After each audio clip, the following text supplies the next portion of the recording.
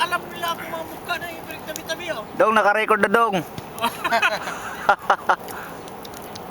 Dinig ka boy, dinig ka boy. Ayos, clear na clear ang camera. Matinding QC si Richard pagka bili ng cup. Eh pati yung kasi kanina 10 megapixel na eh. Tapos yung budget mo na 200, hindi na ha? Sabi nga niya 200. 200 plus. Eh sabi ko 200 plus. Kano lang sinasabi eh. Hindi na naman Sa makakit. Branded pa naman binanggit mo.